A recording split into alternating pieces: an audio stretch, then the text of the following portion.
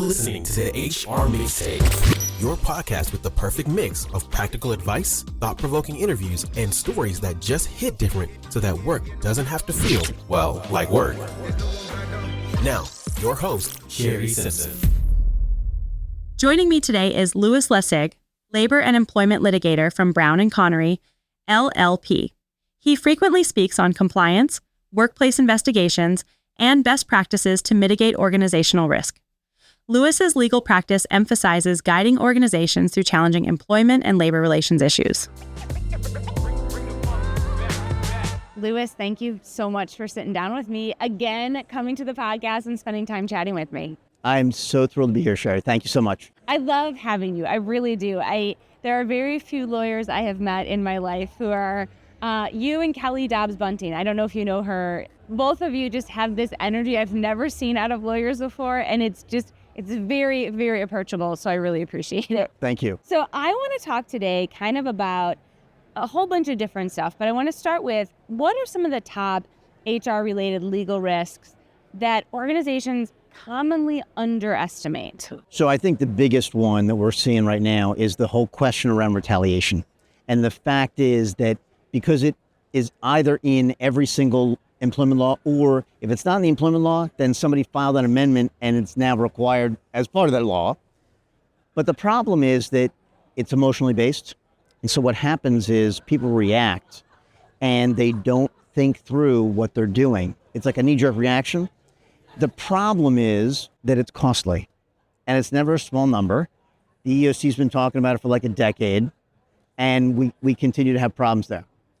I think another area that we're having and continue to have issues with is intermittent leave, and the concerns around, are we doing it right? If we're treating Jane one way and then we turn around for John, what do we do? Are we handling things the right way? And then beyond that, we have, I think, a massive shortage of legitimate manager training, and it's creating a nightmare. Well, I guess it depends on how you look at it, right? It's good for business, but that doesn't mean that it's good for organizations, because they need to really think through what is required in their role and how they can best assist individuals going forward. The manager training thing is so interesting because every, top trends for the next year always includes a leadership development component. I mean, it has been that way for years and years. And I'm always amazed at the tactics that HR takes to level up those managers. And sometimes they get very process oriented. Here's how you approve time off. Here's how you, whatever the thing is. But they don't spend a lot of time getting them up to speed on, how does this policy actually come to life? How do you have to think about some of the language you're using as you talk to employees? What does actual documentation look like? Do you have to document a verbal or not? Like, what does that look like? Those are a lot of skills that we miss teaching our managers. You're absolutely right. And I think the challenge, of course, is some are better than others, and some need more upskilling than others. And to be fair, it's usually the first thing that gets cut. So when you're challenged, it's a very vicious cycle, and it ends up putting us in a situation where you don't realize how much you're at risk until it's almost too late. And it may be as simple as saying, look, here's how we document information. And even if, let's say you're using a particular system online, where is information found? How do I log in information? What are the kinds of things I have to do? And it always puts us in a situation where we get nervous, because you can't assume anything. And I think a lot of us do, at times, a little bit too much of that. How do we get better at being proactive instead of reactive in all of these scenarios? And I feel like a big question, because there's so many different verticals or things we need to think about. But often, HR is so focused on kind of the day-to-day that we're just responding to what's being thrown at us. And we do need to spend that time being proactive. What are some of the things we should tackle first? Well, to be fair, one of them should be subscribing to things like this podcast, because it's so hard to stay on top of what's going on. I mean, it doesn't matter whether we're talking about things like policies or new laws, or what are the top 5 things in pick whatever network you want to listen to. Even as simple as, there's a particular AI podcast that I listen to that's daily. and they tell you in 5 minutes at the beginning of each episode what's going on in AI. And the stupid thing is, there's always something every day. And I'm like, okay, who can keep up with this crap? So I think a lot of it is appreciating that. It's also, it's different. If you're an HR department of one, I think there's has to be a recognition of a combination of taking time for myself and what I need to learn, as opposed to trying to step back. Because, if you have a team of folks, the hope would be your HR generalist is handling the tactile. And it may even be the same way you may take time to go to the gym, that you take time for yourself to look at, all right, strategically, what do I need to think about? And every organization is a little bit different. As you've seen HR professionals who have really focused on leveling themselves up, where do you see maybe where they have the most lack of preparedness when it comes to, legal issues that they need to be aware of, or the ways they should be doing something to protect the organization? I think the biggest challenge that they find is that they're not necessarily thinking through. They're trying to get stuff done. How fast can I get off my plate because I'm doing more with less? And if they would just take the time, even to write it down, we joke about how much documentation do we have? And I don't care, use your phone, use your tablet. God forbid, use a pen and paper and then scan it in if it would make you feel better. Just something that allows you to be able to step back. I get very concerned that many things that we talk about, even at conferences like this, it's not that it's massively new or different. It's that it's a reaffirmation of what we knew when we first got into it, in terms of, what's the slight tweak to make sure we don't miss what's coming at us. Well, and that it makes me think about my own education in HR, having gone and done my master's work and then getting my certification. Those were really great moments, and you learn the names of the concepts that you probably have kind of already been doing. But unless you go back and revisit that, if somebody came to me and was like, hey, do you remember that leadership style, that specific methodology? I'd probably have to go look it up, if I'm being totally honest, right? I don't memorize all that stuff. But it brings up the point of, what podcasts are you listening to? What ways are you staying current? I think of doctors, right? I want doctors to be reading the most, important medical journals on the regular, because they're dealing with my body. Why don't we have the same mentality in HR? Our whole job is dealing with people, right? With humans. So such a good point about really staying close to that. As that evolves, though, and we move from kind of the traditional way of doing stuff, as I think about, all the ways HR has changed even in my career, things like, I joked when I first got in that HR was seen as the policy place. And, there was how do we get a seat at the table? And now it's well, you're at the table. How are you showing up from a strategic business mindset perspective? What's the next innovation or evolution that you think might be coming for this group? I think at the end of the day, in order to make sure HR appreciates what's going on, they need to be more focused on the end. Meaning, we get the tactile, the day-to-day pushing paper, the basic, here's the FMLA paper you got to fill out. But I think at some point, you got to start looking at, how do you make money in your organization, and how do you support that going forward? Because if otherwise, what are you doing? Yeah. Right. And so often that becomes the critical point. In fact, yesterday, while we were here, I was talking about retaliation, and a couple of slides were specific towards, look, you need to do this because it's going to directly impact the profitability of your organization. I've talked about this before. I don't know if I've talked about it on the podcast, but this concept of HR coming to conversations with more data, but related to people. And I'll give you an example. So, your organization is potentially going to create a new product next year, right? They know it's on the docket. They want to start doing it. They know that they need X number of skills to be able to create this product, right? HR is in a very unique role to look at the population and go, hey, we have maybe 20% of the skills we need. And so I'm going to come to the organization, the leadership team, and say, hey, for us to meet this business objective, we need to hire this many people with this skill set. and increase retention in these roles by X percentage. And, you know, really starting to talk about data differently, because that's the business side of it. It is. And it's appreciating even how the work that you do impacts it, Yeah. right? Like how long does it, what's the ROI on recruitment? How long does it take for you to get somebody not just hired, but when do they become profitable for the organization? And what are the metrics you're looking at to do that? Or, and I think we all see this a lot now, which is this idea around how many people on a given day are out of work for whatever reason. Yeah. And how are you covering, but B, what is that doing to the culture? And how do you change that? And that's very much the lifeblood of what HR is supposed to be doing. But to your point, there's so much more data available today than there ever was before. And I think some of the challenges relate to how large your organization is to appreciate the data that you're assessing, if it's not your own. Yeah. Because even now, like if you take a look at, let's say, a KPMG report, that's great, but they're looking at global organizations which tend to have more than 25,000 employees. That's a bit of a challenge. Not everybody's that big. Yeah.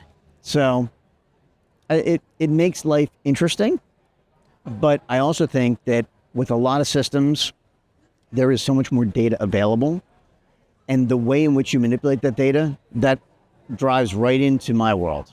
There is so much more data available. Yeah, for sure. I want to switch gears just a little bit to talk about some policies. And the one I want to ask you about is social media policies. And I feel like they're so complex for good reasons, but it's just a different world than when I was growing up, and the things that HR needs to consider, and what is, you know, them speaking just from free speech? What is the, hey, you're not allowed to say that, hey, that's proprietary? How do we create a policy? That's part A. And then part B is, how do we manage it? Are we supposed to be watching everybody's social media? Let's break it apart this way. First of all, I don't think that you want to start with, let's build a policy. I do think you want to start with, what do we think is realistic? What do we actually want to manage? Because if you have an organization that's going to say, we want your password to LinkedIn, we want to know that your biographical information is managed in a certain way, most of your employees are going to flip you the bird and say, forget about it. Right. I mean, I know I'm from Jersey, but come on. So you need to be able to look at it and say, what are we actually trying to evaluate? I do think that there is a world where we can talk about the kinds of things generally that you want to say and manage, and let folks know, hey, if it's not putting you in a bad light and it's not putting us in a bad light, that's fine. If you're going to have a marijuana plant on your desk and take a picture and post it on social media, probably a problem. It doesn't send the right message. Right. In the same way, by the way, that if you're using AI, well, what can you or can't you do? When you're trying to switch, though, from, okay, we know how we want to do it in your part B, and switch to your part A, that's when I think you do need to sit down with whoever your employment counsel is, or if you don't have one, touch base with one, because A, the laws change quickly, but B, it may be that you want to control one piece that you can and one piece that maybe you can't, or maybe there's a way to manipulate behavior in a different way. I think it's become much more complex. You know, it used to be, unless you were the social media person, nobody's on it. And that's insane. No one's going to do that. And it's also, you know, when you start looking at things like LinkedIn and the amount of business that's done on LinkedIn, the preclusion from utilizing that platform, or do we hide the people we're connected with, or don't we hide? Those are things that become very personal to individuals. And controlling that information just seems problematic culturally. So there's an awful lot, I think, to consider around just that one policy. I mean, it's complex for sure. You know, when I think about some of the other pieces, when I think about compliance and policy related stuff, we saw a lot of changes in remote policies during COVID, right? I mean, I know even for Paylocity, we had not stringent by any means, but it was like, you know, you can't be the main caregiver. There was all these kind of like, hey, we need to make sure you have a dedicated working space if you're going to work remote. we had to throw that all out for COVID, right? Like during that time, because of our culture and how we value our employees, we understood that like that quick transition, you're not going to be able to do those things, right?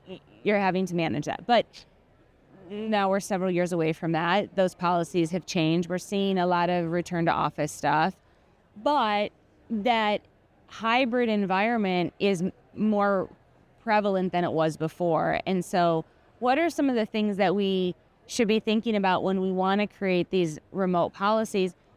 And again, it's going to depend on your culture, right? Because there's things that you might be more comfortable with than other things. But what are kind of like the big things we need to think about?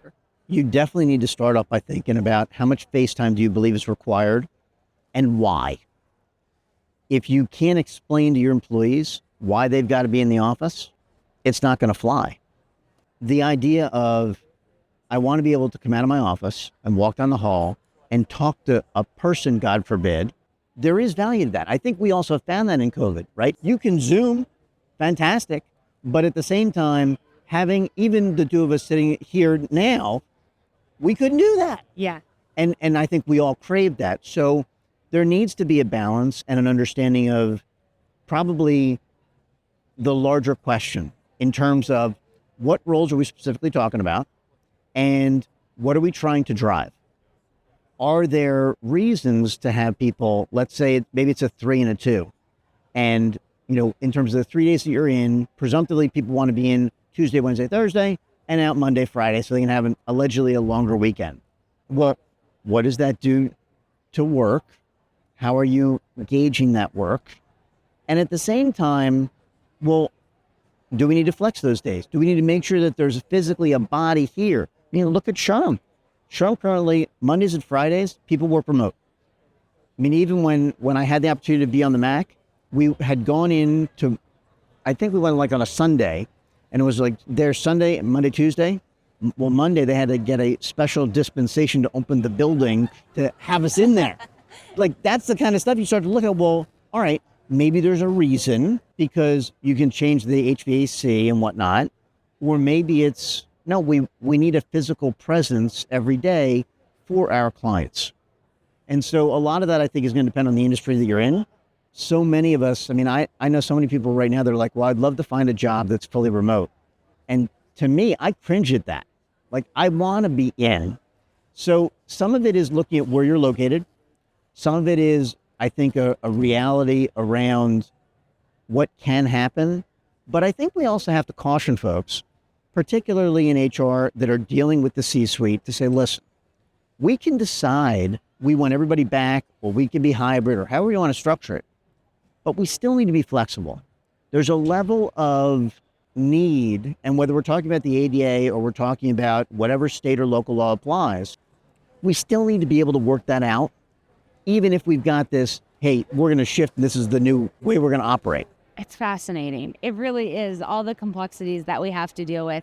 As we wrap up our conversation, I'm curious, as you look forward, and I've joked about this before, like 5 years seems like a super long time. So like maybe just the next 12 months, what are some legal trends that you think HR leaders should really keep an eye on to see how they come to life? Well, I would be a fool if I didn't say that AI is redesigning everything. So in some way, shape, or form, appreciating not just AI within the business, but how your vendors are dealing with AI.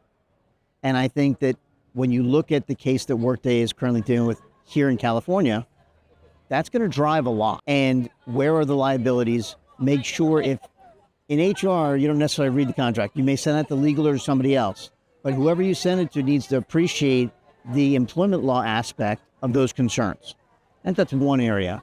I do think that we have not seen the end or shrinkage at all of leave concerns, and independent of whether or not there is a component of the FMLA that becomes paid, it begs things that you and I worry about, like, okay, how do we pay for it? And what does that do to other things? Been dealing with a lot of stuff, particularly in the union setting, where we're concerned about stacking of time, because the last time I checked, as much as everybody likes to go to the beach around here, you got to work at some point. Right. So, we got to deal with that. And then I think the other thing is that we joke to some degree about the challenges we have interpersonally right now, whether it's civility, whether it's politics, whatever it may be, people are afraid. And it's incumbent upon HR to recognize that over the next 12 months or so, that turbulence isn't going to change. And it's going to impact a lot more than we think. So the same way as I talked to my 13-year-old playing AAA ice hockey, you need to be out there on the ice with your head on a swivel. And in the same way, HR has to have their head on a swivel right now.